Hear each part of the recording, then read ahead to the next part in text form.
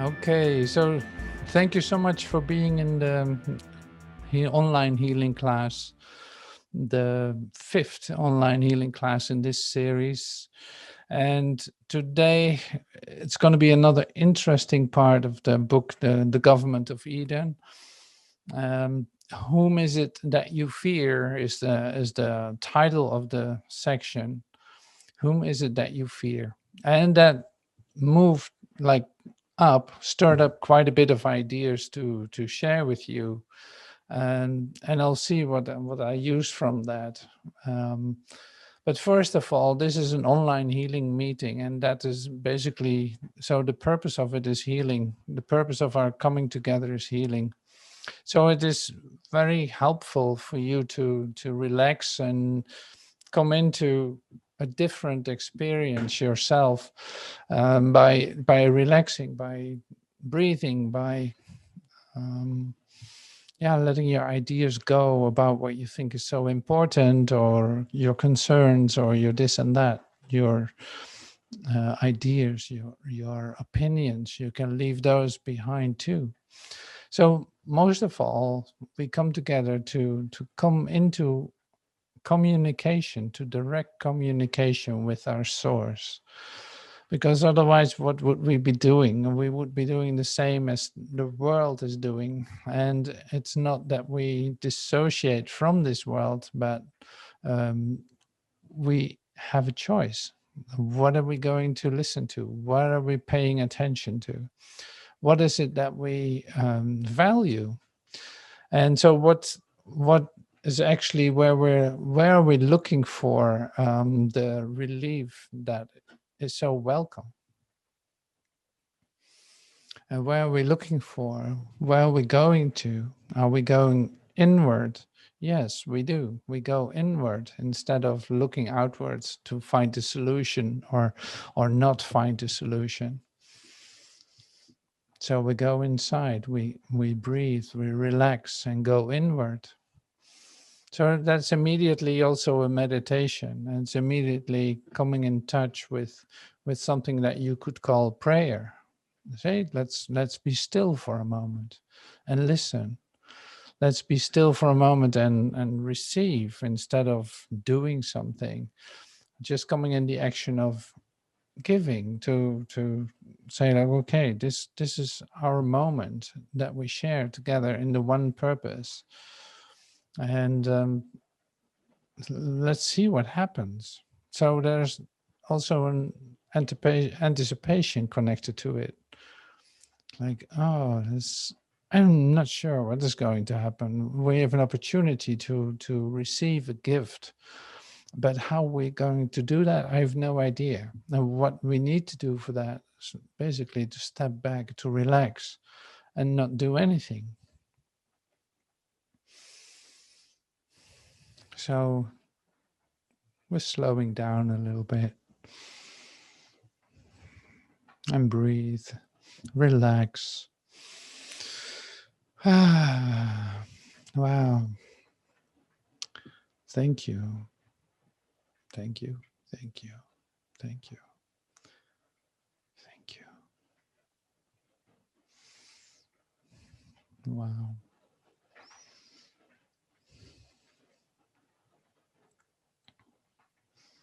So now your body is starting to relax. Your breath is calm and even. And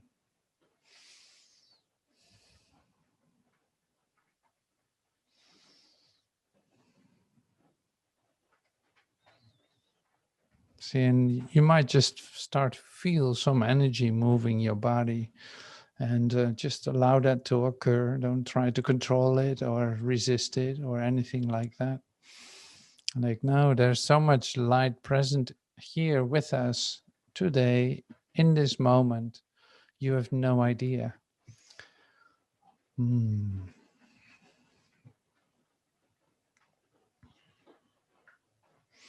So, yeah, you can say, like, okay, what is it actually that you do? What is it that you do with healing? What is this actually? What is going on when we talk? Yeah, when we are actually practicing this healing. See, this is what is going on. You cannot explain it. You can experience it for sure. You go inside, you feel that there's communication. You don't even know how to distinguish between you and everything around you.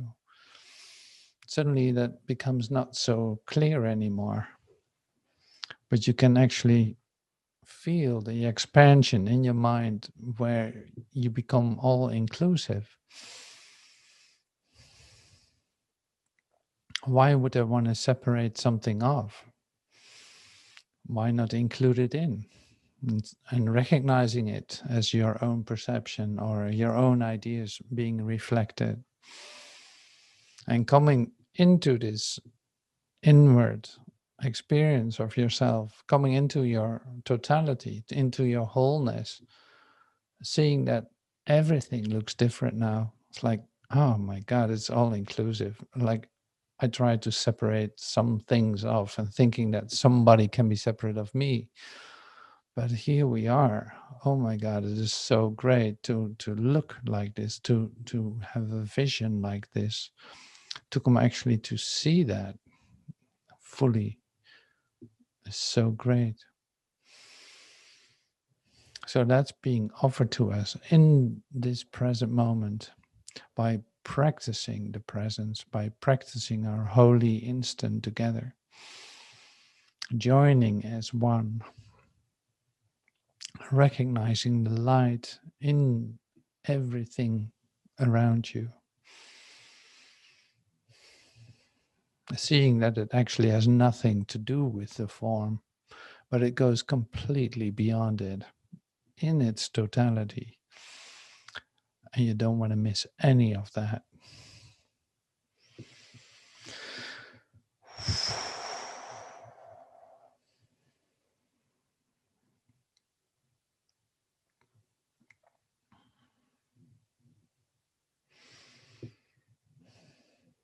So coming in this experience of totality, the question whom is there to fear? Whom shall I fear?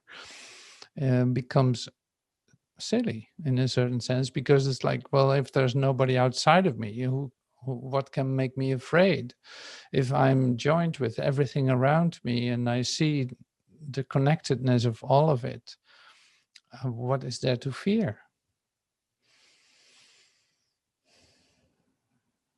And maybe just for this moment, you can experience that. That would be great. And why not? So it's not that you have to study for it 20 years or that you have to do this or that for it. No, it can happen right now. There's nothing stopping you from experiencing that.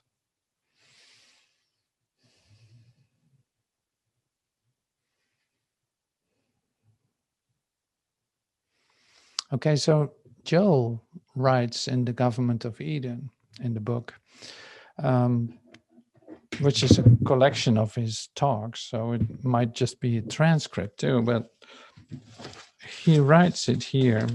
This is in the text. He says it this way: the law is very clear. If you sow to the flesh, you reap corruption. And if you sow to the spirit, you reap life everlasting. So if you sow to the flesh, you reap corruption. If you sow to the spirit, you reap life everlasting. See, that is too simple to be heard right away.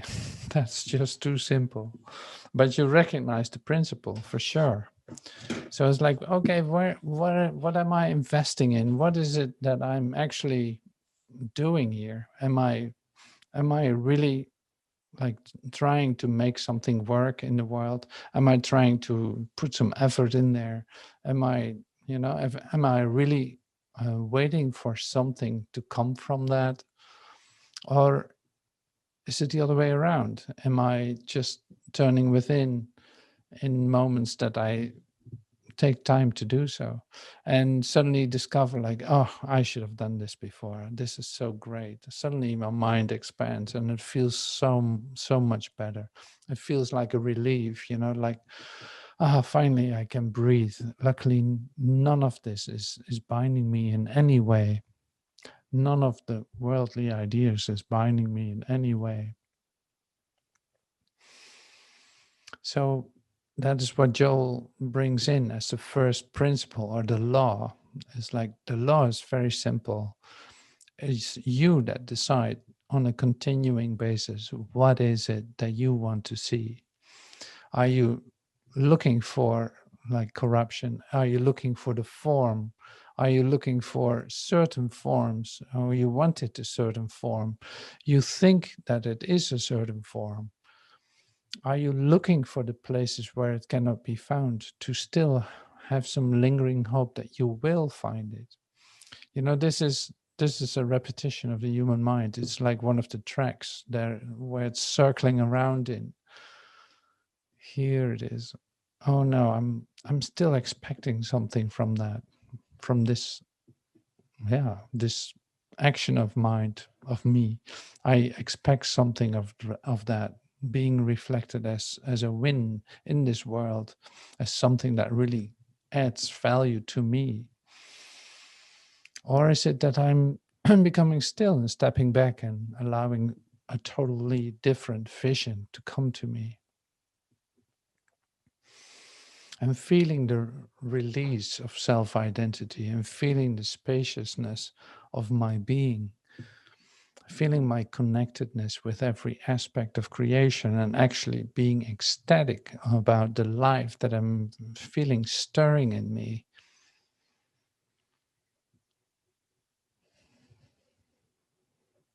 See, now it looks like you're not totally aware, like that's what I recognize.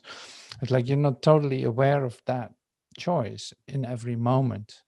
If you would, it would be very easy, then you would be having a choice. But if you circle around in your tracks of mind, then you don't even see that you have a choice. You think that things are a certain way and you have to behave that way in order for it to continue, and you value the continuity of that.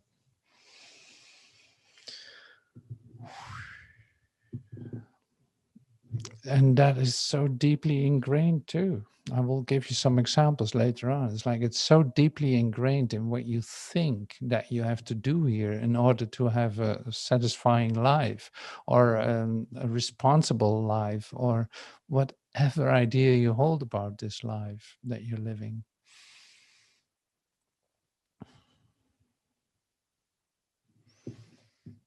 So Joel continues. I'll pick it up somewhere.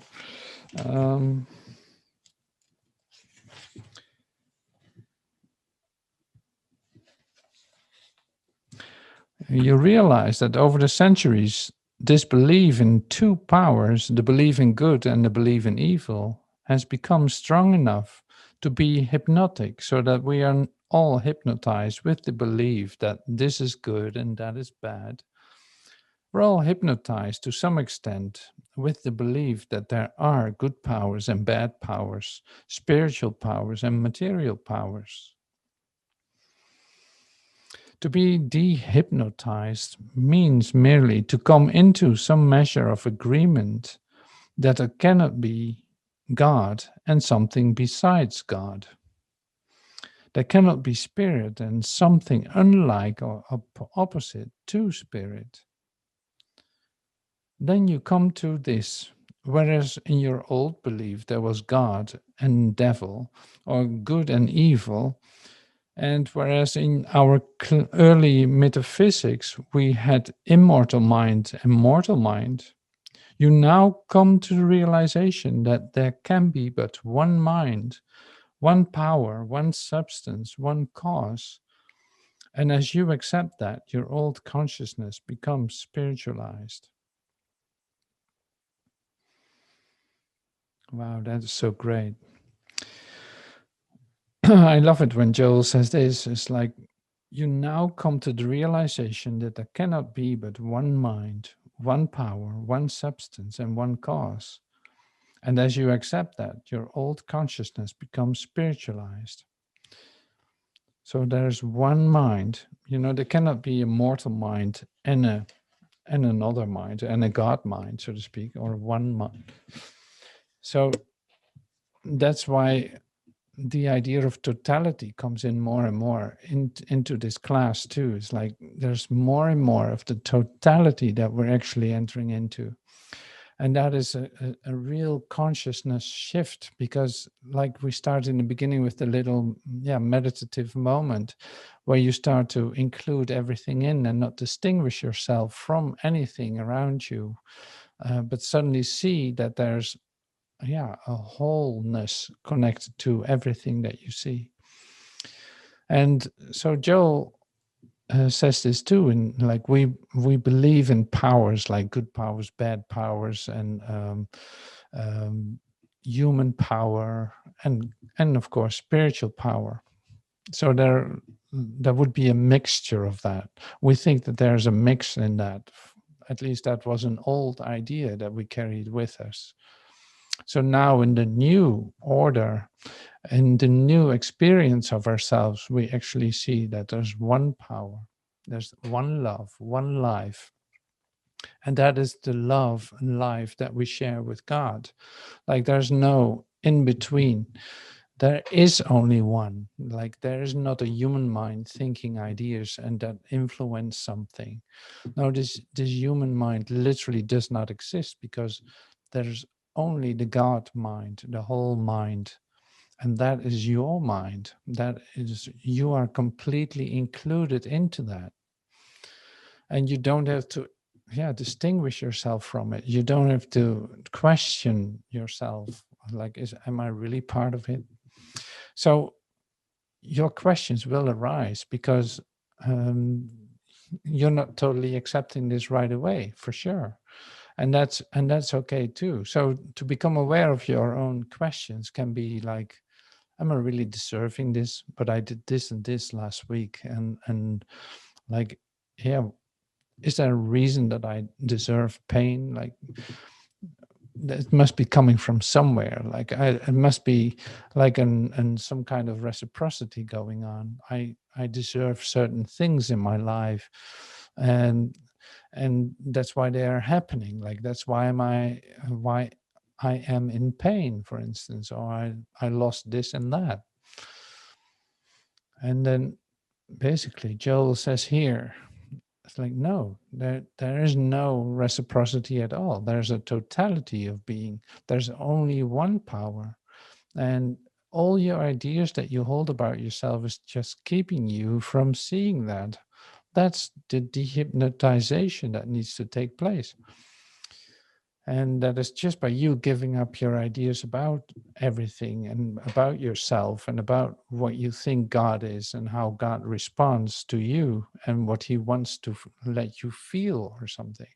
Like, no, that is not going on. So if there's only one power, there's also only one moment to experience that. And there's one moment that we can experience that would be now. That would be now. That is happening in the present. So that's why we come together in this moment, in this whole moment, in which we can experience that, our wholeness, our perfection, and allow the healing to occur. That is more like a recognition of this perfection.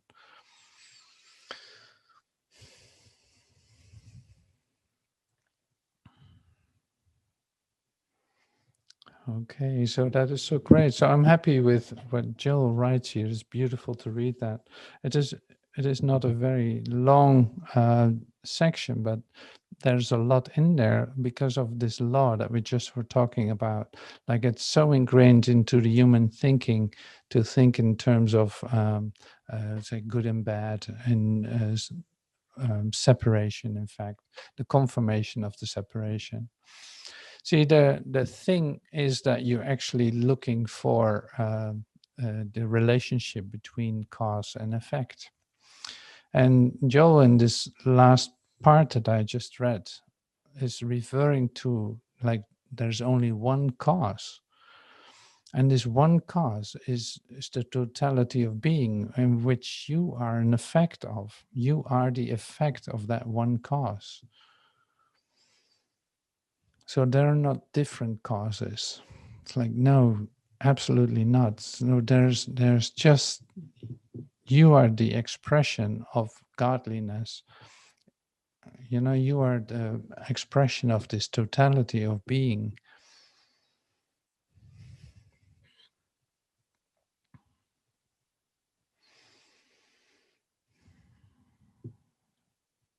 So, and how does that look in your daily life? How is that working out? How are you going to apply this? How is this going to be revealed to you? So, what are you resisting in order to receive this message, or to come into the direct experience of it? See, these questions are always there. Like, how, as long as we're in this process of letting this speak through and in us, and letting this come to life in us, seeing it for what it is, allowing that experience to come to us. So I wrote down some questions that I think are very interesting always. So one of them is, maybe you already felt that coming up, like, why am I defending myself? And, oh, I wasn't defending myself. Well, what are you doing right now? Well, I'm actually defending myself. Okay, so why? If there's no separation, if there's no reason for you to defend yourself, why would you? Yeah, that's a reasonable question, but you fall into the trap. Like, I fall into the trap of defending myself, so I'm actually feeling that I'm attacked. Well, that's a very interesting idea, isn't it? Like, why would I even respond to something that would, yeah, why would I respond to something when I don't feel attacked? You know, you can just react to it by being quiet, or not responding at all, just allowing that to be, or, you know, at least not defending yourself, trying to explain why you do the things that you're doing. So that's a real creepy one, so to speak. That one is a really not so easy to get a hold on, so to speak. But it's interesting when you find yourself doing it, and it's like, oh, look at what I'm doing. I'm actually defending myself in this situation. So I must feel guilty about something, or I try to hide something, or I want to protect my identity, as if that needs to be protected. You know, this goes in the human mind, so to speak, very far. It is really based on it. So that's why it takes a moment for it to be dehypnotized. Another question that was rising, oh, that was the one with, what did I do to deserve pain? So we talked about that. Are you seeking not to find? That's another question. Are you seeking not to find? Like, why would you be seeking, if you know where it is, and still find yourself seeking for something? You find your mind seeking for something while you actually already have the answer to it. So it must be a habit, so to speak, to search for something, to search for that one thing that you think that you don't have. And that's also very interesting, because it's like, where are you looking for it? That you can question that too. It's like, where am I looking for that, what I'm searching for? Like, what is it actually that I'm looking for? Where do I think I can find it? See, and these are just little habits of, oh yeah, let me take a look at that. That might be something. Like, well, no, it's not going to be something. You can entertain yourself for a moment with it, but it will not be the answer. See, these are just some examples of habits that we carry with us, and actually, you're doing it not to come into the direct connection or the direct contact, being aware of that direct contact, because you decided for yourself, you look somewhere else to find it. And then you wonder why you don't get an experience of this oneness or wholeness. You wonder, why is that happening, that doesn't happen to me? You know, these little questions keep circling around instead of being brought inward and looking for the place where it can be found.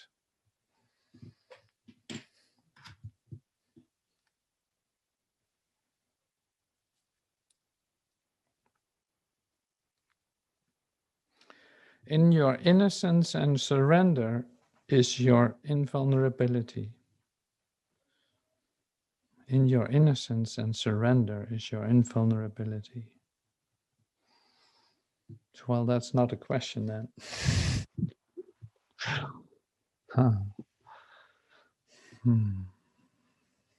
See, your innocence is not something that you have to think about, or something that you can maintain, or something that you can make.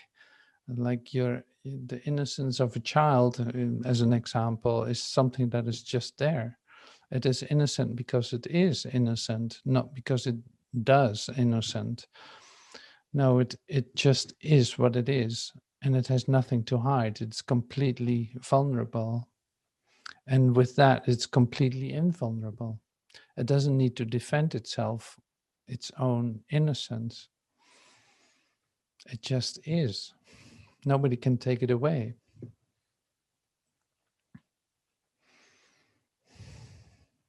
See, it's always different how this comes to you, how this is being taught, or how this is, how this is given away in the moment. It's always different.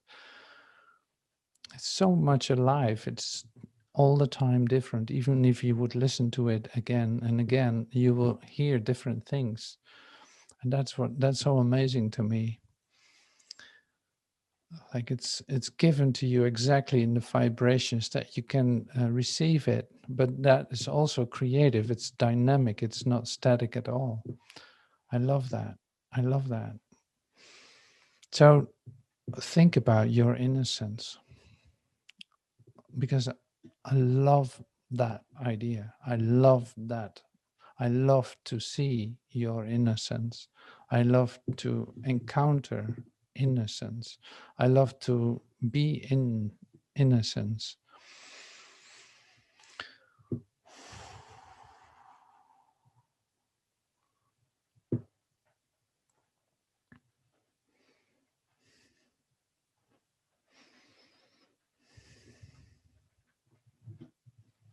See if I come up with something. Oh yeah, so we actually talked about this too. You think that you can participate in this illusion and win. So you think you can participate in this mesmerism, so to speak, and win, get something out of it. And that is, to me, also a very interesting idea, because the temptation to do that is immense. Like, you want to participate in something that you actually know is illusory, or like is part of your dream. And you also have hope, and you think that you can get something out of it. It's so interesting to me. So it's pretty amazing what we get ourselves into. It's like it's unbelievable. See if I can find an example of that. See, my mind is actually so open and gone that I can hardly come up with a practical example of it. It's like I wouldn't know what to say at this point. I have no idea what to say about that. So that's interesting too.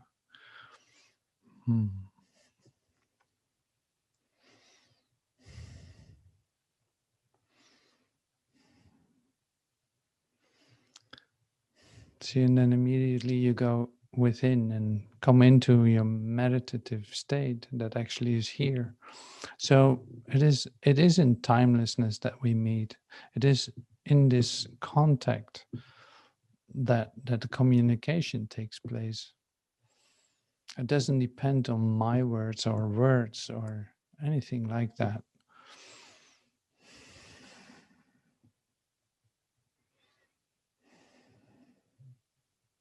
See, the thing is with spirituality, if you want, or the spiritual transformation, is this question that I just put up is the idea of you want to participate in the illusion and get something out of it. So that is like just a little different is actually coming into this wholeness idea and seeing that everything is basically contributing on confirming the relationship with you, and that of course is a totally different experience, but it is actually the desire of all of us of the yeah, you make the choice to be in this illusory state and try to find something, to get something out of it. But actually it is your heart's desire to come into your wholeness and see that everything is included, and basically reminding you of where you truly come from, like reminding you of your cause. So that's why it's interesting to look at it with your whole mind, like you do now. It's like you can actually see this, that everything is bringing you back home if you see it as part of you.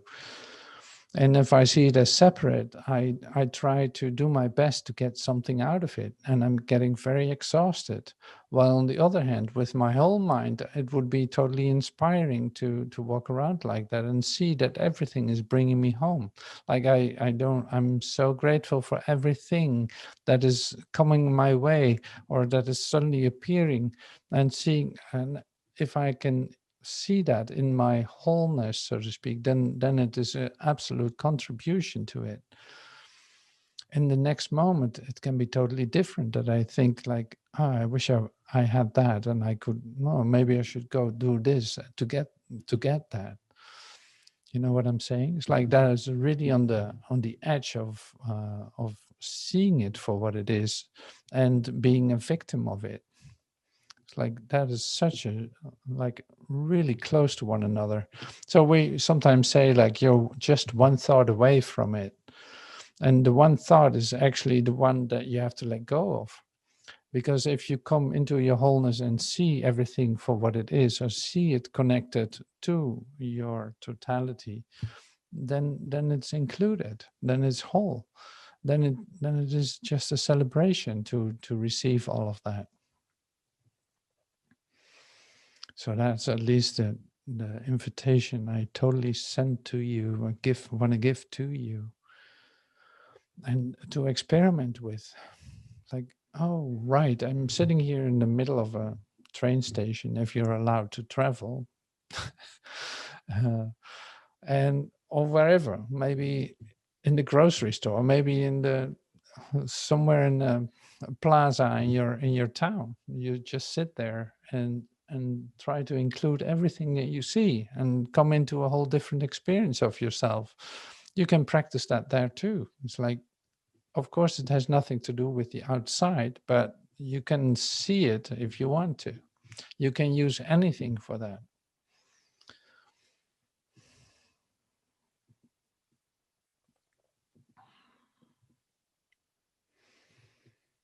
So back into the healing mode here. So there's healing going on. And what does that mean? We're actually coming into the communication together in this present moment. And that is happening. You can feel that in your body. You can feel that with your body. Or maybe you just feel that in your hands, like I do. I always feel that in my hands or in my heart, heart center, or I start to sweat, or I feel warm, or so it can express itself in all kinds of ways, but mostly it's physical. That's an amazing thing. We actually can feel this as a direct experience of ourselves.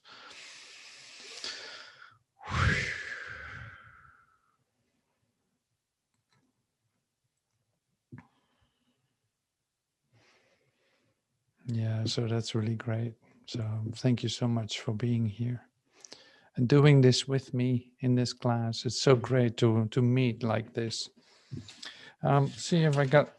Always still have something on the other page too. Let's see what's there.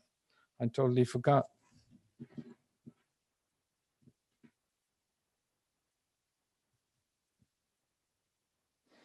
Okay, some questions to stir up something. Like you can't get away from yourself.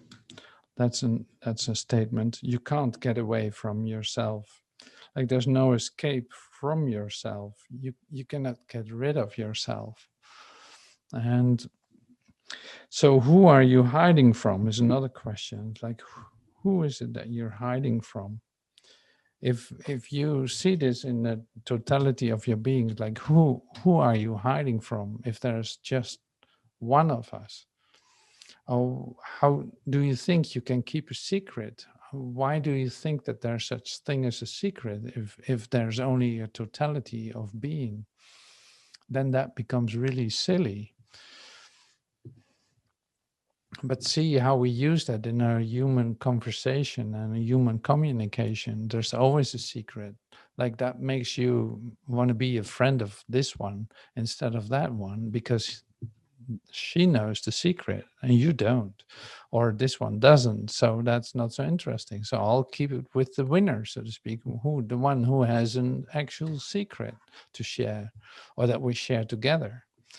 These things are real human behavior, and but see how much communication is based on it. It's unbelievable. So that's an interesting thing to take a look at too.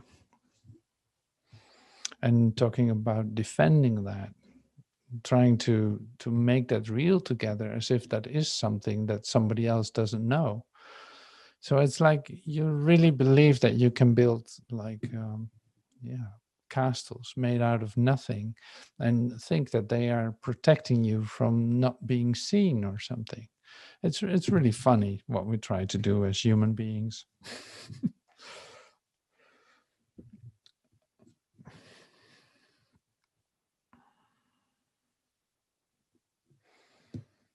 Oh yeah, and so then the real fundamental question then comes to mind, and that is this one. It's like, so if we know this is a mesmeric state, like the human life is a mesmeric state, so is there any reason for you to be in that?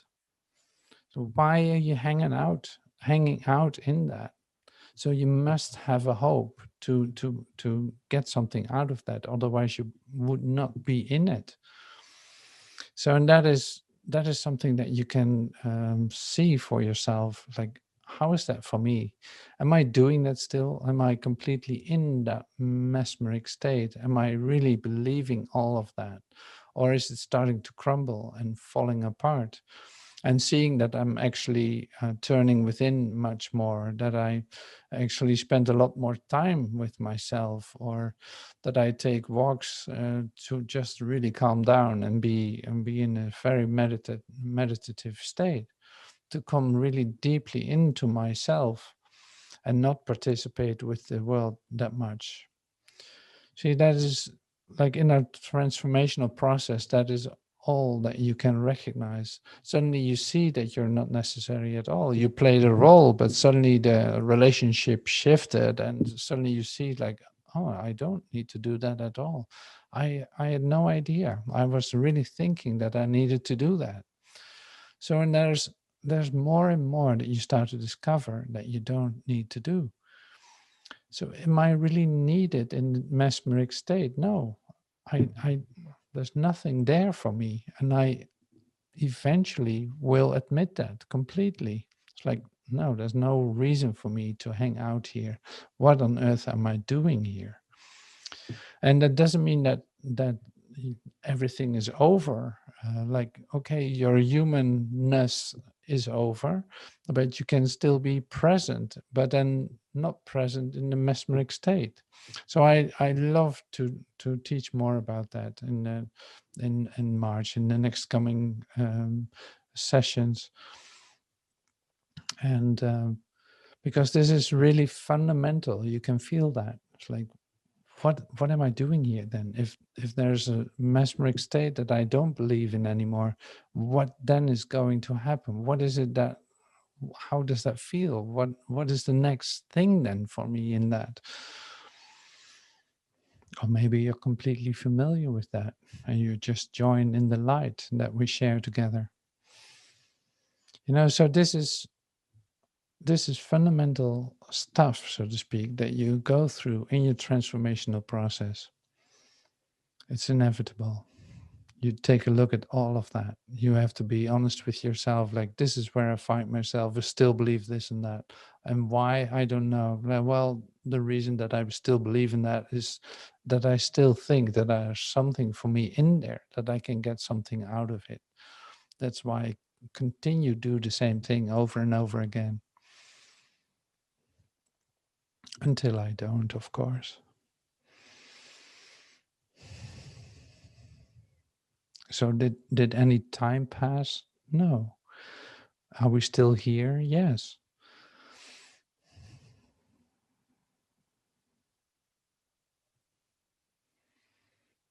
It's amazing. This is how we come together. This is how we meet. This is where it happens.